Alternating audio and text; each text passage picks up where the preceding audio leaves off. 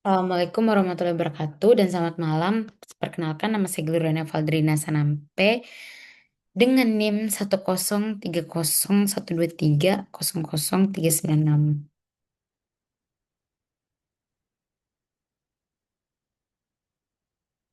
Oke, saya berasal dari kelas 9 Progabungan 03. Tujuan saya membuat video kali ini adalah eh, tugas satu evaluasi penilaian CO1. Jadi di tugas tersebut kita ada dikasih beberapa pertanyaan, kalau nggak salah ada 6 pertanyaan dan diminta untuk membuat infografis dari pertanyaan tersebut. Nah, tujuan saya adalah menjelaskan infografis yang telah saya buat sesuai pertanyaan yang telah diberikan. Kalau saya izin share screen, oke, yang ini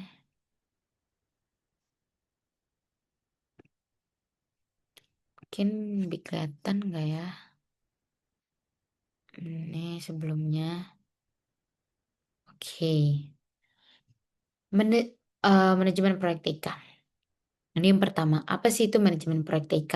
Nah, manajemen proyek TIK sendiri adalah suatu disiplin ilmu yang mengatur bagaimana sebuah proyek di bidang TIK dapat direncanakan, dilaksanakan, dipantau, dan diselesaikan. Tujuannya adalah memastikan proyek dapat selesai tepat waktu, sesuai anggaran, serta memenuhi standar kualitas yang ditentukan.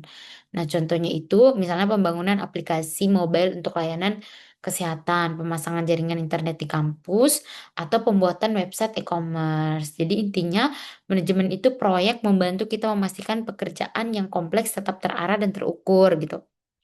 Yang kedua, tentang apa sih perbedaan proyek sama operasional gitu. Jadi untuk proyek sendiri dia memiliki sifat sementara dengan tujuan yang spesifik, hasil yang unik, dan batas waktu yang jelas. Contohnya itu misalnya proyek membangun sistem presensi online di kampus yang setelah selesai itu tidak diulang lagi gitu. Kayak tugas inilah kalau kita sebagai mahasiswa itu kayak kita mengerjakan tugas besar gitu. Kalau operasional dia bersifat berulang, terus berlangsung dan lebih menekankan pada menjaga kestabilan serta keberlangsungan proses organisasi. Itu seperti kayak kita nih menjalankan aktivitas kita sebagai mahasiswa sehari-hari. Itu menurutku operasional gitu. Nah, yang ketiga ada jenis organisasi proyek. Nah, proyek itu bisa dikelola dengan 3 model. Yang pertama ada fungsional. Proyek fungsional. Fungsional itu proyek dijalankan di dalam departemen fungsional dengan kendali utama pada manajer fungsional gitu. Yang kedua ada eh, project projectize atau proyek.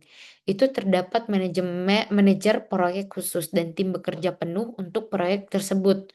Yang ketiga matriks matriks itu gabungan antara fungsional dan proyek gitu. Jadi di mana anggota tim tetap memiliki tugas fungsional namun juga berkontribusi pada proyek gitu. Ya, yang keempat ada proses manajemen proyek. Jadi menurut standar PMBOK ada 5 tahap utama. Yang pertama itu ada inisiasi. Inisiasi itu menetapkan tujuan dan membuat project charter gitu.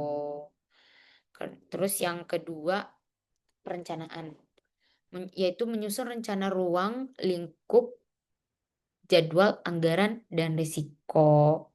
Misal, terus yang ketiga ada eksekusi.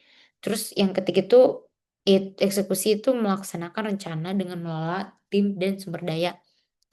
Menurutku kayak kita programmer ya mau membuat aplikasi gitu. Kita mengeksekusi codingnya gimana agar bisa membuat aplikasi tersebut gitu. Yang kelima ada penutupan. eh yaitu menyelesaikan kegiatan, menyerahkan hasil, dan mendokumentasikan pembelajaran. Oke, yang kelima ada sertifikasi manajemen proyek. Nah, untuk menjadi manajer proyek yang profesional, ada sertifikasi yang bisa diambil. Contohnya itu ada PMP, itu yang udah diakui oleh internasional. Yang kepanjangan sendiri Project Management profesional gitu. Oke, yang kedua, ada CAPM, itu biasa untuk pemula gitu. Panjangannya Certified Associate in Project Management. Kemudian ada yang ketiga yaitu Prince 2 Projects in Controlled Environments. Itu populer di Eropa kalau Prince 2. Terus kemudian ada CSM itu Certified Scrum Master. Itu panjangnya itu juga eh, pokoknya sertifikasi yang udah diakui gitu. Itu proyek agil kalau nggak salah ya. Oke, yang keenam itu ada alat atau tools manajemen proyek yang biasanya dipakai. Dalam praktiknya, kita bisa memanfaatkan berbagai tools gitu. Contohnya ada Trello, Asana sama ClickUp itu untuk manajemen tugas dan kolaborasi tim. Yang kedua ada Jira, khususnya untuk pengembangan perangkat lunak dengan metode agile. Kemudian ada Microsoft Project, itu membantu kita untuk membuat jadwal, Gantt chart, dan alokasi sumber daya gitu.